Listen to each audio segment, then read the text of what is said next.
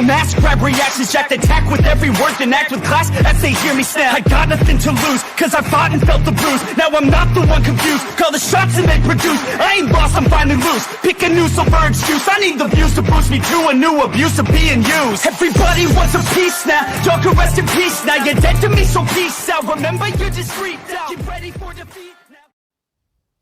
Alrighty. Hello everybody. This is Kira's show here, and before I do begin... Oh. That wasn't as loud as I thought it was going to be. Anyways. I don't know if that picked up very well. That was me trying to crack a can. Apparently this is not a carbonated drink, so I'll just put that down real quick. Anyway, guys. Hello everybody. This is Kira's show here, and now. Whenever we last left off, we had Deku and his friends. All of them, they were put in a situation. Right now, the people that they found, they want to team up. They want to join Deku's group to try and take down a group of, let's just call them raiders. Now, these people will kill and hang bodies to show that they are in charge of a certain territory. And right now, these people are a bit of a threat. Not only to the group that helped Deku and the gang, but to the group as well.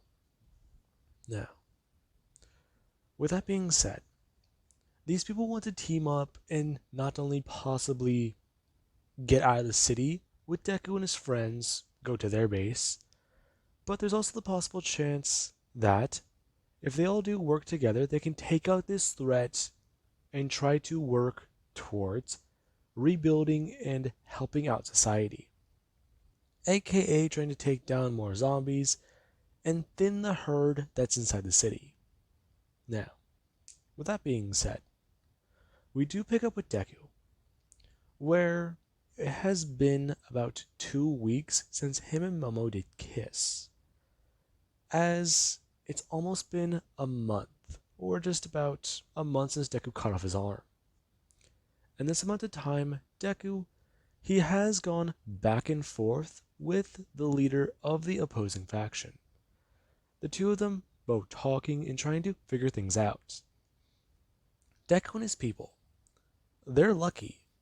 They have actual firearms. They have a small stockpile of ammo. And they do even have a few grenades they have picked up from dead soldiers and even people who have been found to have them on them. Right now, they have the most firearms they're aware of.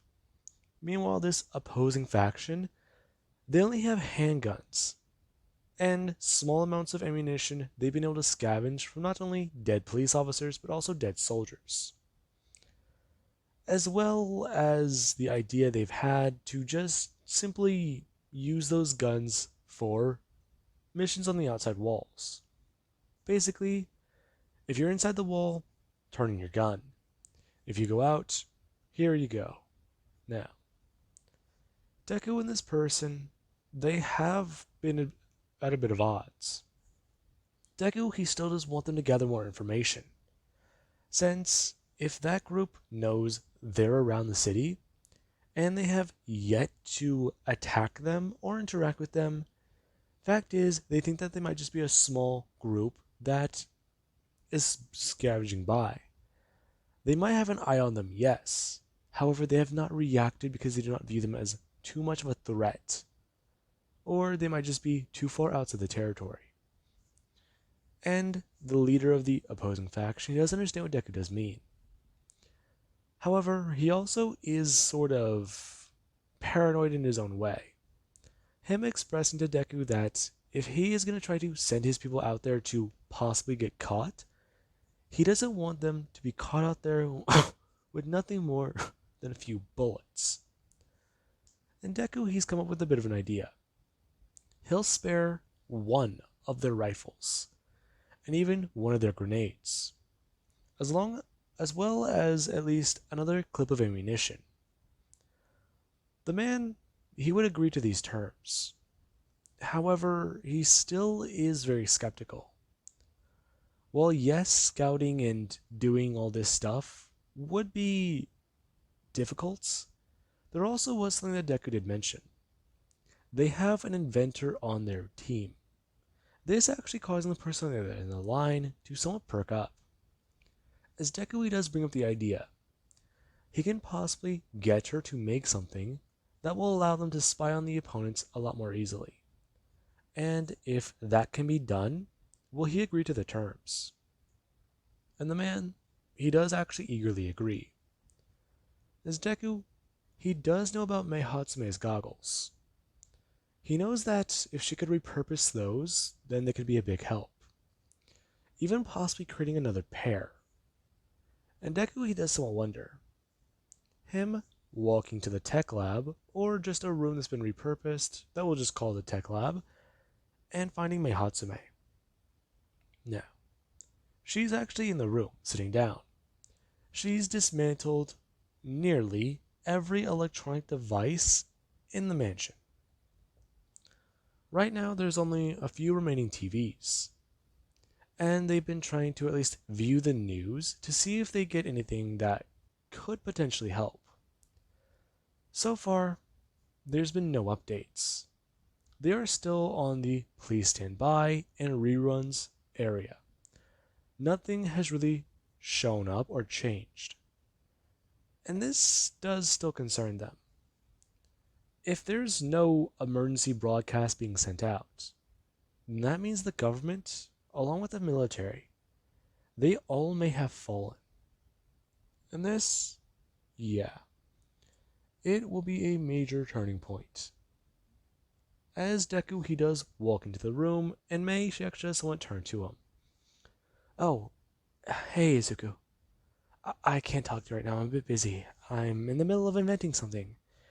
Um, you need something, right? What do you need?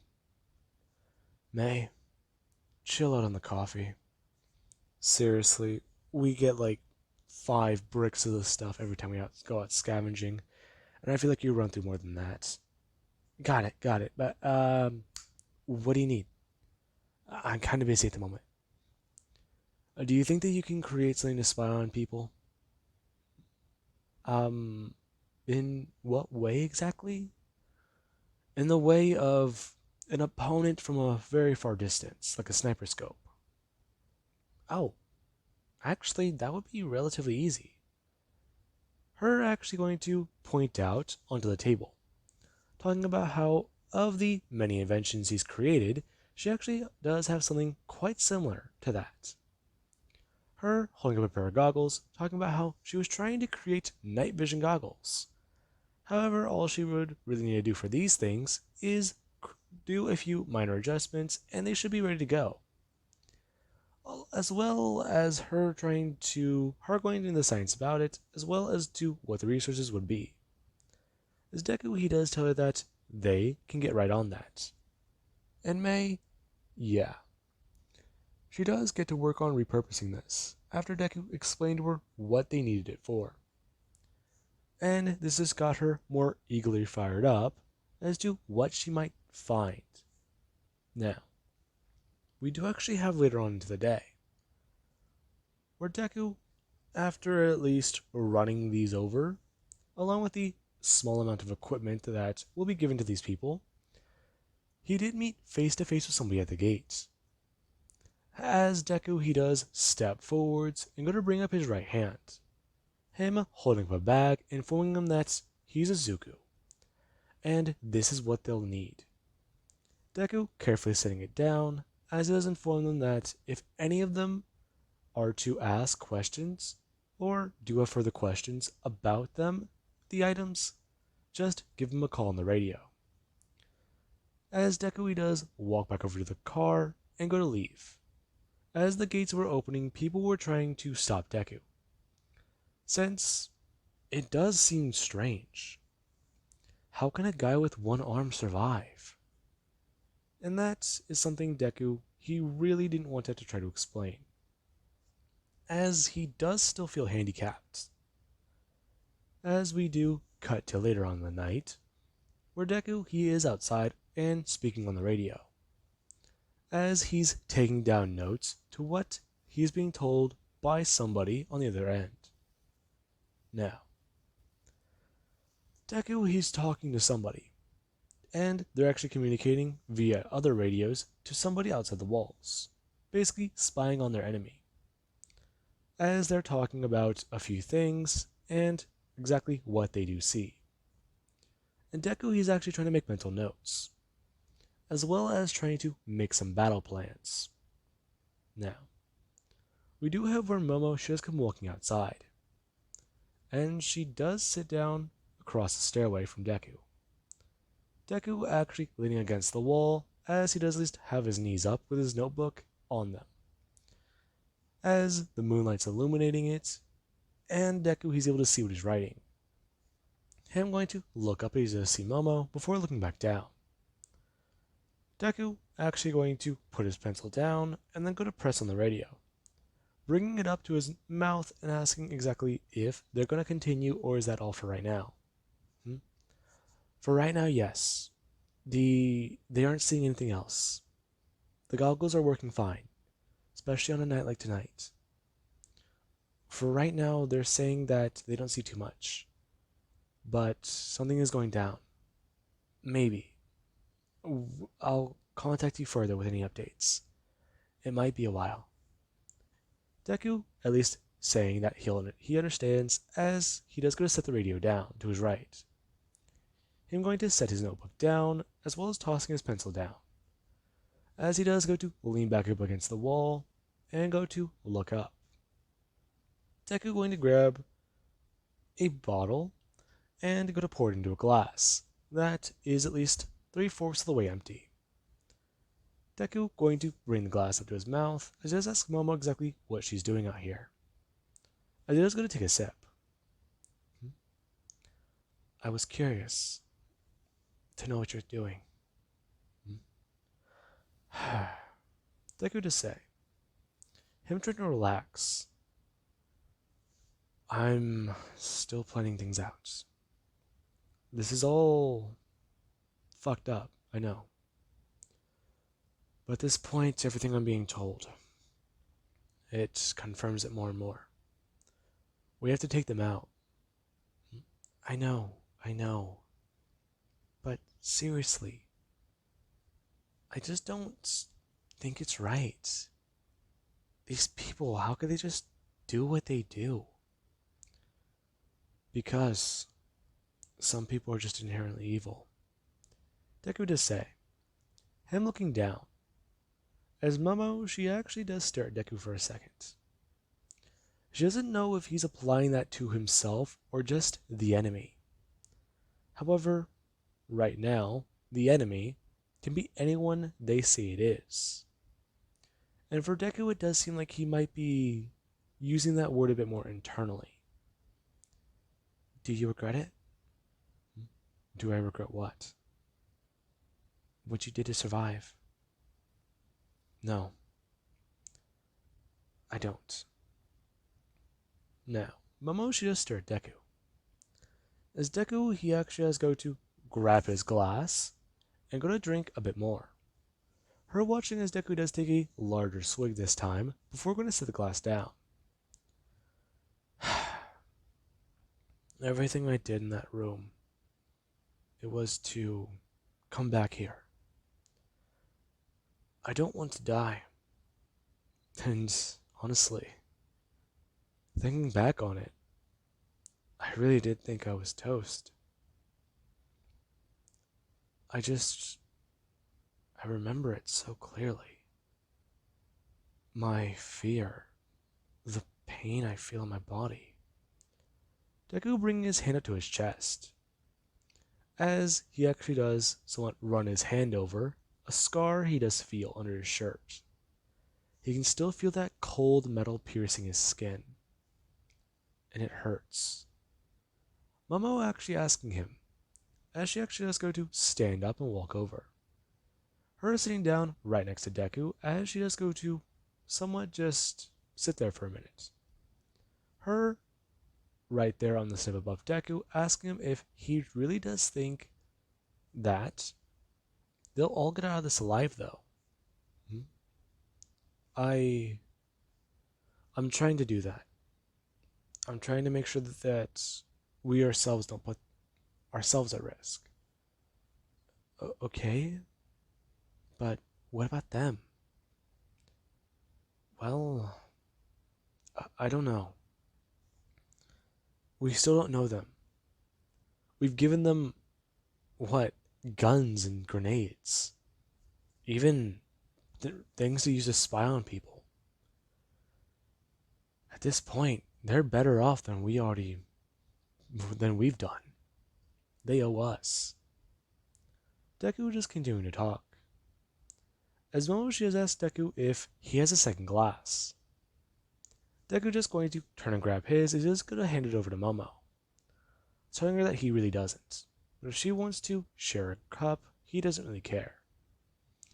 Him going to grab the bottle and then go to pour her some, informing her that he found this, well, in an old closet. He doesn't know if it was important. However, he was still going to drink it anyway. Momo remarking that it's really not. As Deku, yeah. Him and Momo do share a cup, and they do drink back and forth for a minute. As 10 minutes do pass, and the two, while they were trying to change the subject a bit and talk, there really was still that lingering problem between the two.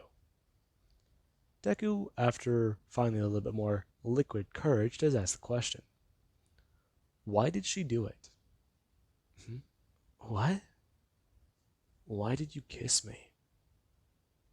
Well, I I don't know if the answer will.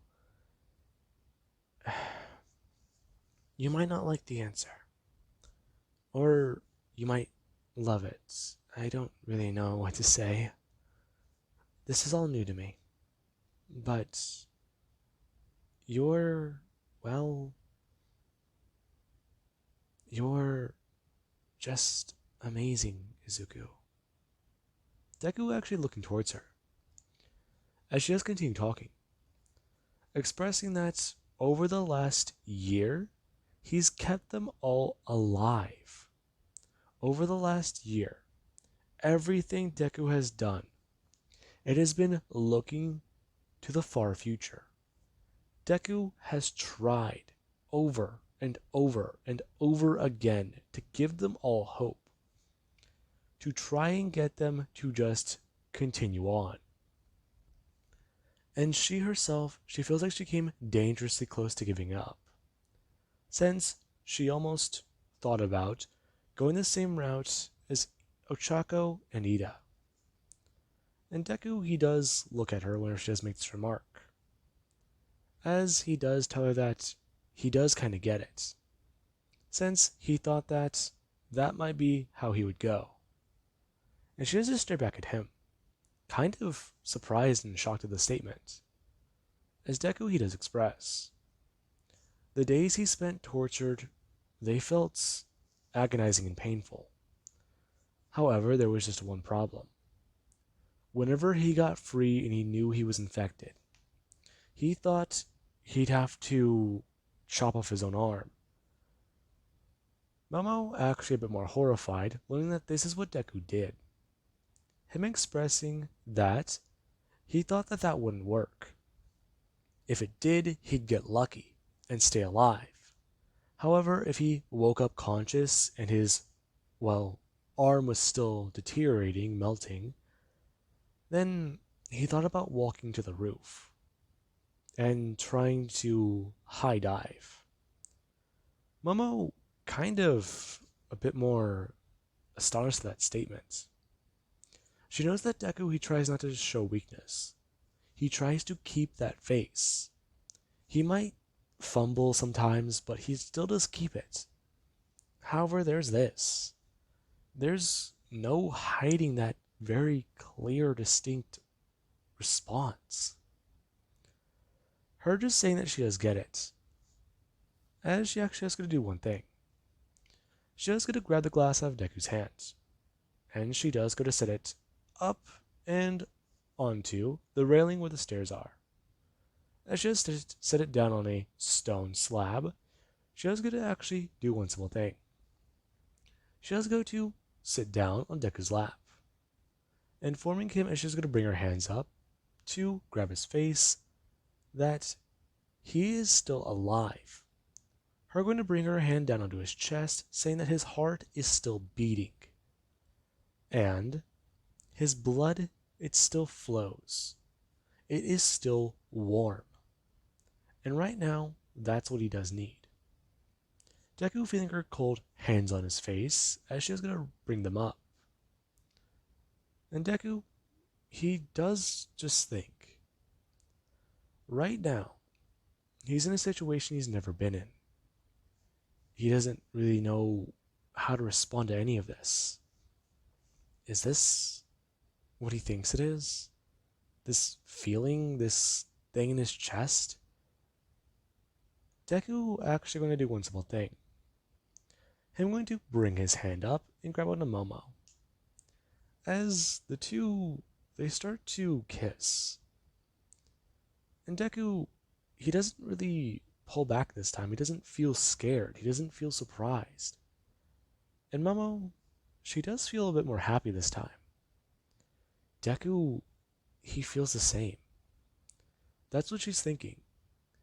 Deku, he wants to stay alive. He wants to just keep moving forwards together. And this is where, after about 2 or 3 minutes, the two are interrupted. As whenever a voice does whirl to life over the radio, Momo actually does have to pull back away from Deku. As Deku, whenever he actually does go to bring his hand out to try and grab the radio, Momo is the one who actually does go to reach over and grab it. As she does go to bring it up to Deku's face and go to press down. Her giving Deku a smirk as Deku does start to open his mouth. Hello? Hi. We've received a bit of an update. It was a lengthy one, and kind of convoluted. But right now, it doesn't seem to be going too well. Okay. Deku going to bring his hand down to grab his pencil, and going to at least go to adjust his notebook. As the person they do start talking, Deku writing down the information he does here as Momo herself does react to it. As they've just learned something kind of bad. These people, yeah, they have allies. They've got some friends. And if that wasn't bad enough, they're a bit more psycho, if you want to give it that. These people, they're like moles. And they're smart. They don't use the surface to travel. In fact, they're a bit more underground, to say the least. And Deku does find this idea just simply a bit astonishing, smart, and amazing. The people, they travel underground. They use the sewers. It does sound gross to Deku. And even Momo, her wanting to comment on that. As the person they do explain. Apparently, from what they saw, these mole men, as I'll call them, they simply travel by sewer because there's not really infected down there. There are chunks and, well, signs of them, but none they've encountered from what he can tell. Since the people who were there in that group, they were quite well equipped. And it wasn't really seen as a small raiding party. They were like a convoy from what they saw. And this is something Deku does want to keep in mind. Okay, a convoy. So, that's interesting. And Deku, he does try to at least ask them if that's all the information they can gather. The person explained that they'll try to gather more over the next few oncoming days. However, it does seem like they may have gotten lucky with this one. And Deku, he does just say over and out. As the person they did want to continue talking, but apparently Deku he might be busy. As they think that the one-armed man, he's busy thinking of battle tactics and writing things down. However, we do cut back to Deku and Momo. As Deku does ask Momo what she thinks they should do. I don't know. For right now, though, I'd say we get off the staircase. Maybe. Deku going to stand on his feet. As Momo shows talk about how there used to be a beautiful pond just off of their property. However, she doesn't know what it's like now. She'd like to take him to see it one day, since it could be their own little spot. And Deku he does once smile, talking about how that could be nice. As the two, they do somewhat part ways. As Deku he does head off to bed. Now, with that being said, I do hope you guys enjoyed. And have an amazing day. I'll catch you guys on the next part.